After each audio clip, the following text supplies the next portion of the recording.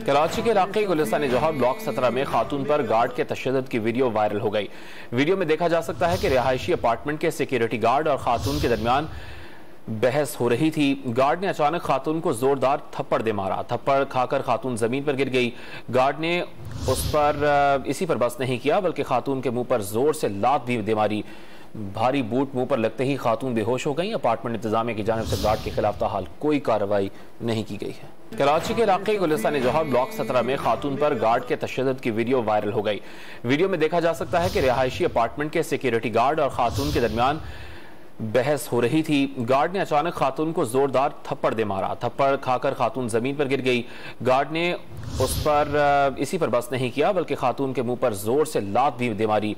भारी बूट मुंह पर लगते ही खातून बेहोश हो गई। अपार्टमेंट इंतजामिया की जानिब से गार्ड के खिलाफ ताहाल कोई कार्रवाई नहीं की गई है।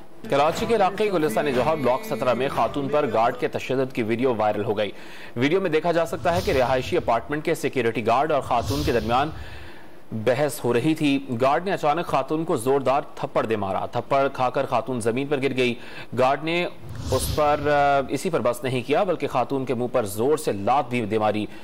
भारी बूट मुंह पर लगते ही खातून बेहोश हो गई। अपार्टमेंट इंतजामिया की जानिब से गार्ड के खिलाफ ताहाल कोई कार्रवाई नहीं की गई है।